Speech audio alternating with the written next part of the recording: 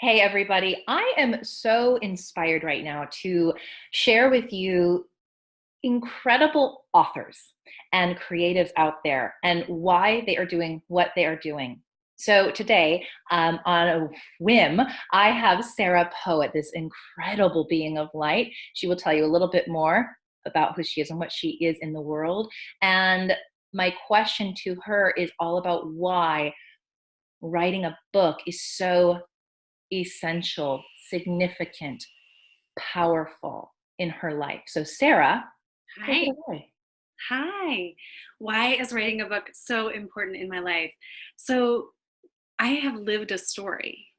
And lately, I've actually been sitting with what of this story really needs to be written. And do I need to write it for myself or do I need to write it as an offering? I think it's both. So, I'm writing a memoir. And what I do now in the world is I help people to stand in their truth and I help them to relate consciously with themselves and with one another in relationships. And so I came to that work very, very honestly through a life kind of hard lived for a bit, full of um, striving for achievement, and as a woman, I lost a child early. I got pregnant at the age of 18. My child was adopted. It's always been an open adoption, so I've been blessed to have contact with her. But my book started as this idea a few years ago called The Evolution of Why. Like, why would you choose adoption? And I don't think that that's the title anymore because it's become more of a story as I've stepped out on my own soul path more and more. I left a career. I embraced the whole of, this soul journey, created my own business and offering. And now the story is really about that reclamation of being a woman at this time. And that's a story that we're living as women. So having, gone from lost a daughter to like a decade of really striving to like be enough because I wasn't enough to raise that little girl, believing I wasn't enough, all the places I went in that belief, and then the reclamation of who I really am. So I believe that I believe that I live an archetypal story. I believe that my story is an archetypal story, um, which means that it could be any woman. Go ahead. And what is as you are, because you're still in the process of writing this book, writing this story, what would you say to anyone out there who is wanting to write a book, is writing their book, is writing their story, has a story? What would you say to them in terms of what this has already gifted you or offered you in the Mhm. creating of it? I'm still very much in the process. I have maybe a third to a half written, and I'm well aware that I will probably rewrite it because I wrote most of it in this essence of like I just need to get it out. And now I'm giving myself more and more and more permissions to just tell the stories that I've lived. Like, just tell the stories that I speak. I speak them to clients, I write them in blog posts. It's like, this is what this book is. It's my stories. And so, my book walk, like anything else, has been a soul journey. And I certainly made it harder than it needed to be for some time. And I experienced that most of it is me wrestling with myself.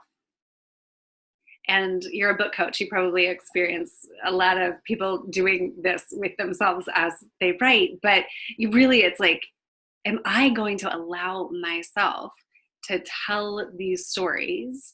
And am I going to allow myself to let it be joyful, let it be easy, let it be my offering?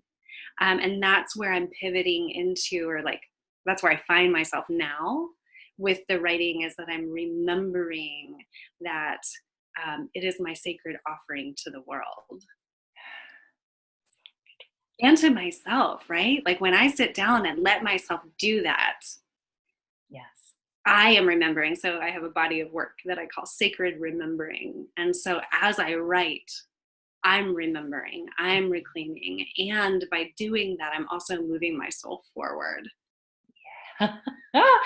Well, you said that so exquisitely, and it for me, it is a message I hear time and time again, which is actually one of the reasons I was so inspired to start this very impromptu mini series, because there are so many of us who are writing or have written, and that is whatever our experience is, it will be different, and there's this universality, this collectiveness to it, which is, wow, I am doing this for myself and for others. And there is that first initial component. So before I let you go, I would love to hear what you are also one, not only a forthcoming author with a book potentially titled or not at this stage, although I love the title, Evolution I of do have Flowers. I have a title, but I don't want to speak it yet. That's all right. That's great. Whatever it is to be named, Yeah. the name that we do not name is it's on its way. So I so appreciate that that will be an offering in the world, and you are also offering your gifts in retreat with me and two other beautiful facilitators and space holders. And so, is there what invitation would you have for anyone listening who does again have that burning desire, or that it's been placed on their heart to write this book or to start it or finish it? What would you offer them in terms of coming and joining our retreat? Mm, thank you. As I alluded to, I think when we start to write, there's a lot of potential self imposed pressure, or who is it for, or what am I producing? We have a lot of old programming that says we have to make and do and be and succeed. And so we bring that in programming and impose it on our book process naturally, um, or just naturally based on the society that we live in.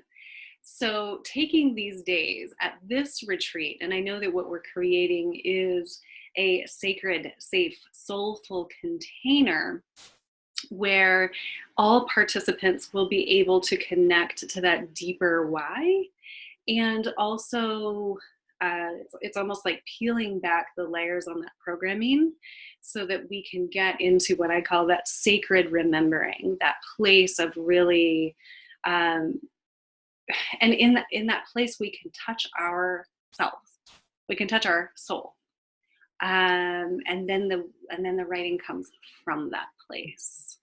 So that is why I would really welcome anyone to come away to Costa Rica for 4 days, because we get to go deep and we get to lay down the supposed to, or what I think this book has to look like for the world, or what book is going to sell, or anything. Like, it's like, what is my soul here to do, and what do I want to say? That's my way. You know what's my favorite thing in the world is to sit back and hear someone speak those words that I yearn to speak and feel in my heart. So thank you for being my channel. All the time for me, by the way. Yeah. So, oh, so I mean, Sarah, of course, as you can feel her, she is so full of wisdom and insight. So her sacred remembering will be present in the container of this retreat in Costa Rica, March 21st through the 26th. I will make sure that you know how to find Sarah. She has a beautiful podcast called the Sacred Remembering. Sacred Remembering Podcast. Yeah. And Easy, my easy. website is sarahpoet.com. And the podcast can be found there as well, or anywhere you listen to podcasts. So, Amazing. And then you'll just, and then look forward to her book coming into the world when it is time to be birthed. And if you have a story or a message within you to birth, then again, reach out to Sarah, reach out to me, or find out more about the retreat at the links below. We would love to have you join us. yeah. So with that, Sarah, thank you for taking a few Thank minutes. you. And thank you to everyone out there. Peace and blessings.